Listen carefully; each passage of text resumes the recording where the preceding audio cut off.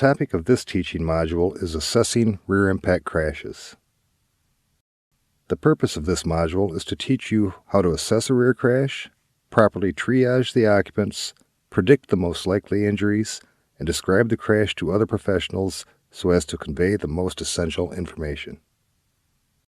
Rear crashes comprise approximately 20 to 25% of all motor vehicle crashes in the United States. Compared to the crash modes of frontal and side impacts, rear impacts have a lower risk of serious injury or fatality. Occupants of rear impacts have about a 3% probability of sustaining an AIS-2 or greater injury, and rear impacts account for 3% of all motor vehicle fatalities. Rear crashes are crashes that first cause damage to the back or rear plane of the vehicle. Rear crashes can also be described in more detail by PDOF, or principal direction of force, experienced by the vehicle. This is typically done in clock fashion, with straight rear crashes at 6 o'clock. Motor vehicle crashes between 5 and 7 o'clock PDOF and through the rear plane are considered rear crashes. One of the simplest ways to assess the PDOF of a crash is called the Superman Wonder Woman technique. While viewing the damage, pretend that you have superhuman strength and can grab a known point on the damaged area, either a bumper corner or bumper center. Now pull that point from where it is to the place it originally was. This line or vector is a reasonable representation of the PDOF that the vehicle experienced. We've learned to better describe rear crashes by PDOF. It is also important to further characterize these crashes from the categories shown: full rear, offset rear, over-underride rear, and narrow pole-type impact rear. Full rear crashes are characterized by damage distributed evenly across the rear of the vehicle. This categorization is important to those of us who have to triage victims of such crashes, because the occupants get the fullest potential benefit from the vehicle's safety systems, such as the rear crumple zones, seat backrests, and head restraints. The second category is that of offset rear crashes, where only a part of the vehicle's rear is engaged during the crash. You can see extensive damage to the left rear of the vehicle, but the right side is spared. Offset rear crashes are important to us because there is a greater risk of intrusion into the passenger compartment and a greater risk of occupant injury. Occupants of offset rear crashes may also not get full protection from the seat backrests and head restraints, since they may engage only part of the seat backrest and rotate or roll off to the side. As a result, occupants are more likely to strike hard structures of the interior of the vehicle. The third major rear category is that of over-underride impacts, as might happen if the vehicle is struck from behind by a higher profile vehicle, such as a commercial truck or even some off-road style pickup trucks. Due to the lack of engagement with the vehicle's integral structure, the striking object quickly gets through the softer structure above the crumple zone and penetrates into the passenger compartment. This sometimes results in a stiffer or severe crash pulse, but more importantly, these types of crashes also increase the risk of intrusion into the passenger compartment. The fourth major rear category is that of narrow object impacts, as might happen if the vehicle runs into a tree or utility pole. Due to the narrow engagement of the rear of the vehicle structure, the narrow object quickly gets through the small portion of crumple zone and engages less of the overall vehicle rear structure. This results in a much stiffer or severe crash pulse. Such crashes also increase the risk of intrusion into the occupant compartment. Since most people don't drive fast or far while in reverse, these impacts are reasonably rare. However, vehicles can and do lose traction on slippery roads and rotate off the road into trees and poles, occasionally resulting in high-speed rear pole-type impacts. Because poles and trees directly damage a vehicle above the belt line, the likelihood of head trauma increases with these type of impacts. A word about crumple zones we've been mentioning. Crumple zones are deliberate weak spots that engineers have placed in the structure of a car. They are designed to collapse in a controlled manner. In deforming the metalwork of the car, energy from the impact gets used up or absorbed and reduces the amount of energy left over to damage the passenger area. Since the collapse is controlled, energy from the impact can be directed away from the passenger area and the occupant. The yellow structures in the front, rear, and sides of the vehicle have been designed to crumple and absorb energy. It is also very helpful to assess the overall severity of rear crashes as minor, moderate, or severe. Minor crashes are those where one sees little bumper or trunk lid deformation. There is no wheelbase reduction, meaning the rear wheels and axle appears not to have been pushed forward. Typically, there is no glass breakage. Overall, the vehicle appears to be drivable. The vast majority of rear crashes fall into this category. Moderate severity crashes are characterized by the presence of moderate bumper and trunk lid hatchback deformation. Rear glass is usually broken and the vehicle is typically not drivable.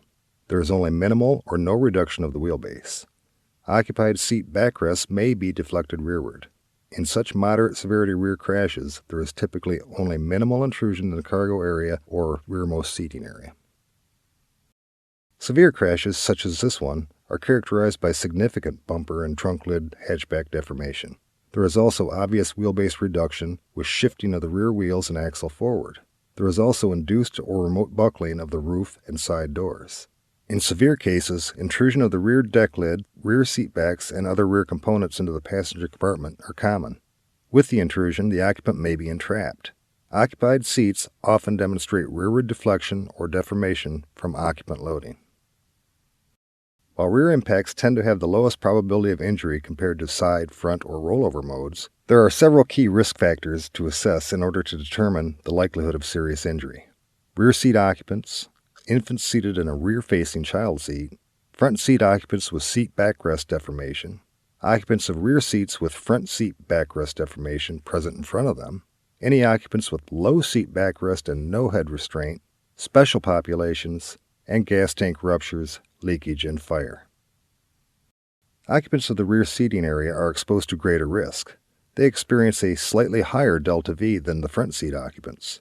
They are in closer proximity to the intruding components and have the highest risk of ejection, thereby having the highest probability of sustaining a fatal or serious injury. Rear-facing infant seats are recommended for children under 1 year of age and under 20 pounds. However, if involved in a rear impact, then this occupant essentially experiences a frontal impact. Infants have a large head and mass relative to their neck and spine development, putting them at greater risk for flexion and tension injuries. These can result in C-spine fractures, cord injuries, basal skull fractures, and brainstem injuries. Recognize rear-facing infants involved in rear impacts as a higher risk for cervical and head-brain trauma. The presence of rearward deflected seat backrests increases the likelihood that they may have been propelled rearward into interior components behind them. If crash forces are high enough, the occupant, even those who are belted, may be ejected through the rear windows. In other cases, the top of the occupant's head often contacts the rear seat and other rear components, resulting in head injury from direct contact or C-spine injury indirectly through compression, extension, flexion, or lateral bending of the neck. The greater the magnitude of intrusion means the higher likelihood of occupant contact. Moderate and severe rear impacts can result in front seat occupants loading the seat backrest to the point of deformation, where seat backrests are deflected towards the rear. When rear seat occupants are behind those deformed seats, they typically contact the rear of the front seat backrest or the front seat occupant. If rear seat occupants are children, their injury risk increases due to the positioning, their head and chest is closer to the backrest, and mass differentials. Typically, adults and older, larger children are seated in front of them. Vehicles that have low seat backrest with no head restraints, typically older vehicles, or vehicles with the head restraint removed, present higher probability of neck injury from extension and tension. While the upper torso is restrained by the seat backrest, the head is propelled rearward, bending over the backrest, and can result in very serious C-spine injury. Besides the very young and old, other populations have higher than normal risk factors associated with rear impacts. Some examples include recent post-surgery occupants such as organ transplant donors or recipients, spinal fusion patients, and patients with medical devices such as pacemakers, insulin pumps, external fixators, and body casts. Other special populations at greater risk would include persons who are being transported while in a manual or power wheelchair or scooter. These persons are likely to have inadequate or improperly used restraint systems for both them and or their equipment. The exposure rate for these populations is small, but you should be aware in case you encounter them. Additionally, pregnant women who are in their third trimester should be considered at a higher risk factor for fetal or placental injury. Gas tanks tend to be placed in the rear half of the vehicle, either in front or behind the rear axle. As a result, the risk of tank rupture or leakage is greater in rear impacts than all other crash modes. Flash fires typically occur when a tank is compromised and the gas tank is less than half full. It's gases, not fluids, that cause this phenomenon. Many countermeasures exist in modern cars to minimize this problem. Vehicle fires occur in less than 1% of all crashes. Overall, the risk of injury due to fire is very low. but rear impacts have the highest risk of tank rupture or leakage. Let's look at a few cases that we've investigated. The case vehicle, shown in red in the diagram, is stopped in traffic on this 5-lane highway. The SUV in blue was unable to stop in time and struck the rear of the case vehicle. This impact caused the case vehicle to lunge forward and strike the vehicle in front of it. The case occupant is the right front passenger, was not using a 3-point seatbelt, but the dash-mounted airbag did deploy during the second frontal event. Examination of the vehicle damage showed that this was a 34-mile-an-hour severity crash. 6 o'clock or a 180-degree PDOF with 85 centimeters of maximum crush at the right rear bumper corner. You can see some reduction of the wheelbase, severe deformation of the hatch trunk lid, remote buckling of the roof, and rear doors on the right side, and multiple broken windows, making this a severe full rear crash. Note the minor nature of the secondary frontal impact. Both the driver and right front passenger seat backrests were deflected rearward, and the rear seat backrest moved forward 25 centimeters, putting it in contact with the right front seat head restraint. Note the hard contact points other than the cushioned seat backs and head restraints, such as the roof side rails, backlight deck, and backlight header. When seen, the right front passenger was found on the floor in the right front area. The driver reported that the right front passenger had had a brief loss of consciousness, but she was conscious when the EMTs arrived, but was only oriented to her name. In the ED, the patient was evaluated with CT scans. We found that she had bruising and swelling of the right occipital scalp, as seen in these CTs. We also found that she had a right occipital parietal subdural hematoma. We also found that she had a subarachnoid hemorrhage in the sulci along the posterior falx. The patient was treated non-operatively and observed overnight before being discharged home. After 1 month, she is still experiencing neurological deficits in terms of short-term memory loss and the inability to concentrate. Let's look at another crash that we've investigated. The case vehicle, a 1998 Chevrolet Venture minivan, shown in red in the diagram, is slowing for a left-turning vehicle along this rural 2-lane highway. The driver of a GMC Yukon failed to recognize the slowing or stopped van and struck the van in the rear. This impact propelled the minivan forward and off the road to the right. The case vehicle was occupied by 8 persons, 7 adults and 1 child, and all 3 rows of seats were occupied. The case occupant was seated in the second row, left side, and was not using the available 3-point seatbelt. She is also in her 31st week of pregnancy. Examination of the vehicle damage showed that this was a 25-mile-an-hour severity crash. 6 o'clock or 180-degree PDOF, the maximum residual crush was 22 centimeters at the left rear corner of the vehicle. You can see some reduction of the wheelbase, remote buckling of the roof, and side plane structures, and even seat separation from the floor mounts, making this a severe full rear impact. All the left side seat backrests demonstrated rearward deflection, and the second row left and third row left seats were partially separated from their floor mounts. There was a moderate amount of intrusion involving the rear hatch, C-pillars, roof structure, and floorboard. The left front seat backrest deflected rearward into the case occupant's space. The second left seat backrest and head restraint were also deformed, but the bend occurred in the middle part of the backrest, indicating dual contact by the case occupant and the passenger in the third left position. When seen, the case occupant was entrapped, requiring significant extrication efforts. She had no loss of consciousness, but complained of a lack of sensation from the nipple line down. Patient was transported to a local hospital where she had a traumatic abortion with C-section removal of the fetus. She was then emergently transferred to a level 1 trauma center. In the ED, it was found that she had bilateral hemothorax with lung collapse. She had T7, T8 end plate fractures, and a complete transection of the spinal cord at T7, as well as T7 spinous process fractures. She also sustained a right subcapsular kidney laceration and L1 through L5 transverse process fractures. Additionally, she sustained an open book pelvic fracture involving the right inferior and superior pubic rami, right anterior acetabulum, left sacrum, and bilateral SI joint diastases and a retroperitoneal hematoma. This CT shows the large bilateral hemothorax and collapsed lungs. These scans demonstrate the trauma to the T-spine and spinal cord.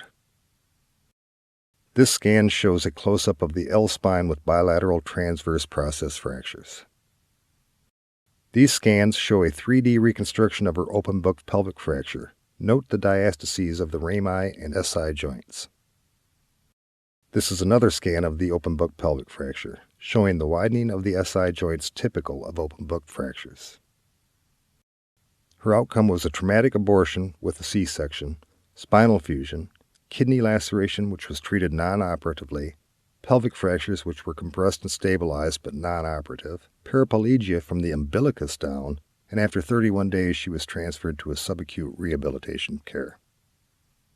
Let's look at another case example.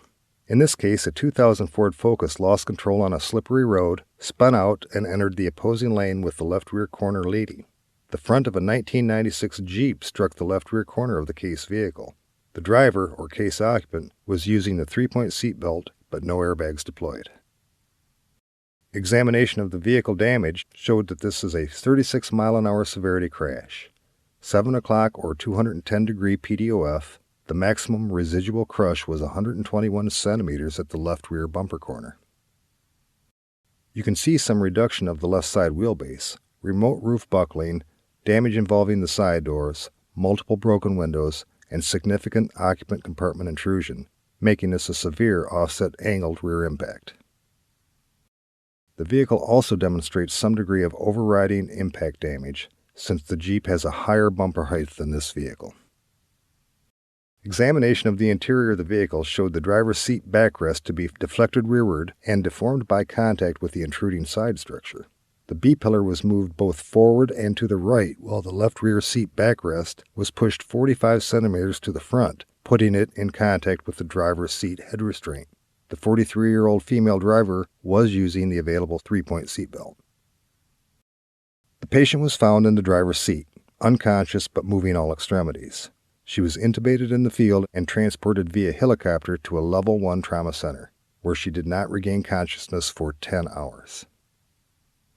She was found to have the following injuries: a loss of consciousness for 10 hours, small subarachnoid hemorrhage in the cerebrum, small subarachnoid hemorrhage in the brainstem, bilateral carotid artery dissections with left hemiparesis, right vertebral artery dissection, left number 3 through 10 posterior rib fractures, and left number 5 through 7 anterior rib fractures with hemothorax, and a spleen laceration. This scan shows the presence of subarachnoid blood in the cerebrum, and this scan shows a subarachnoid hemorrhage in the brainstem. Here we can see both carotid arteries which have areas of occlusion. This angiogram depicts the right and left carotid arteries and their occlusions. And this image shows the occluded right vertebral artery. This plain film X-ray demonstrates the multiple left-sided anterior rib fractures with hemothorax. This series of scans demonstrates the splenic injury. The patient's outcome included an angiogram for carotid and vertebral dissections, chest tube for the hemothorax, 19 days of hospitalization, then transfer to a subacute rehabilitation. She still has unresolved left hemiparesis. Let's look at an example of a rear pull-type impact.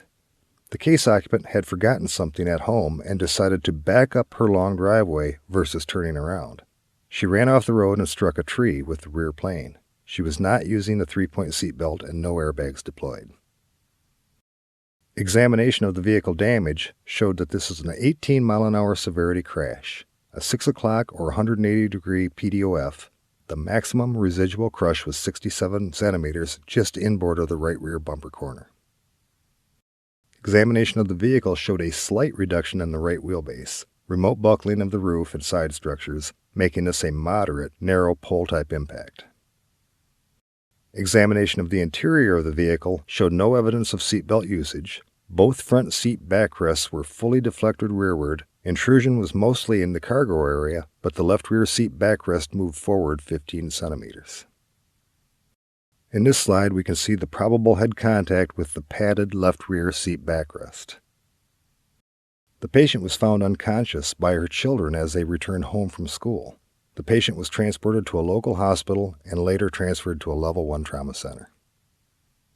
She was found to have sustained the following injuries: a loss of consciousness of 1 to 2 hours, right subarachnoid hemorrhage in the tentorium, right petechial hemorrhage in the cerebrum, a right temporal bone fracture non-displaced, a C7 spinous process fracture, right number 2, 3, and 6 through 8 posterior rib fractures, and left 3 through 6 posterior rib fractures with hemothorax, a sternal fracture, T4, T5 vertebral body fractures, T5 through 9 left transverse process fractures, and a T8 burst fracture with cord compression, resulting in 75% loss of height. This scan shows the right subarachnoid hemorrhage in the tentorium. These scans show the petechial hemorrhage in the right cerebrum. This scan and 3D reconstruction show the right transverse process fracture of C7. This scan shows a large bilateral hemothorax. These two images show the trauma to the T-spine. This view shows the T-spine trauma as well as the sternal fracture. Her outcome was that she had a T6 to T11 posterior spinal fusion. Skull fracture was treated non-operatively, and she was discharged to subacute rehabilitation 11 days post-crash with a TSLO brace. We've seen several examples of rear crash cases. If we were to look more broadly at all injuries sustained in rear crash cases in the United States, we would see that the soft tissue injuries, muscle strain and contusions and abrasions, are the most common, followed by injuries to the spine, head, lower, upper extremity, thorax, face, and abdomen. Let's look at the most common AIS-2 plus injuries from rear crashes in greater detail. The list has been sorted into clinical diagnoses that affect triage and medical care. Minor bruises and lacerations are ignored as they rarely require major medical attention. These 4 injury types account for 80% of the moderate or higher injuries in rear impact crashes: spinal fractures with or without cord involvement, closed head injuries, skull fractures, and rib fractures with or without hemopneumothorax. Head injuries are still common in rear impacts. Patients have minimal complaints, although a history of loss of consciousness is associated with head injury. Physical findings of facial wounds, head hematomas, and especially decreased levels of consciousness should make one suspicious for associated intracranial injury. For EMS, it is important to remember airway protection, especially in patients with decreased consciousness. Intracranial injuries may result in bleeding into the fixed space of the skull that can compress the brain and reduce blood flow. Such injuries may require emergent surgical decompression, hence, urgent transport to a neurosurgery-capable center is needed. Chest injuries remain common following severe rear crashes. Chest wall injuries with rib fractures and associated pneumo or hemothorax are most common. Chest visceral injuries such as aortic tears and heart injuries are less common in rear impacts. Elderly occupants are particularly at risk for chest wall injuries. Complaints of chest pain or shortness of breath should increase the suspicion of chest injuries. Physical findings consistent with chest injuries include tachypnea, poor arterial oxygen saturation, crepitus in the chest wall, decreased breath sounds, and chest deformity with paradoxical chest wall movement. For EMS, the priorities are to establish airway and ventilation. Suspicion of a pneumothorax, especially when accompanied by tension physiology with tracheal shift, distended neck veins, and hypotension, is cause for emergent decompression. Major blood loss can occur into the chest cavity with minimal external findings. Abdominal injuries are also found following severe rear-impact motor vehicle crashes. Most are injuries to the kidneys and spleen, which are in the posterior portion of the cavity, less frequently to the liver and intestines, which are in the anterior cavity. These patients may complain of back pain, abdominal pain, or lower chest pain. Rib fractures, especially to the lower ribs, are frequently associated with liver or spleen injuries, as these two organs are located adjacent to the lower ribs. Findings of abdominal distension or tenderness, lower rib tenderness, or deformity, as well as bruising, should raise concerns of possible intra-abdominal injury. Abdominal organ injuries are a risk for bleeding. Spine injuries are a very common injury following moderate to severe rear impact crashes. Patient complaints of neck or back pain and neurological symptoms should raise suspicion for such injuries. Findings of neck or back tenderness or deformity, bruising over the site, or neurological deficits are consistent with spinal injuries. From the EMS perspective, careful stabilization is essential. Vertebral fractures may require emergent surgical decompression and fixation to limit irreversible spinal cord damage. We've covered what happens in a rear crash and the injuries that EMS responders should suspect. Now let's look and consider the triage issues when responding to a crash scene.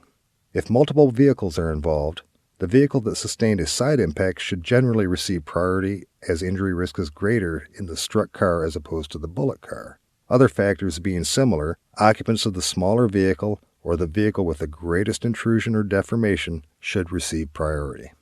If there are multiple occupants within the vehicle, then the occupant with the greatest intrusion into their space receives highest priority.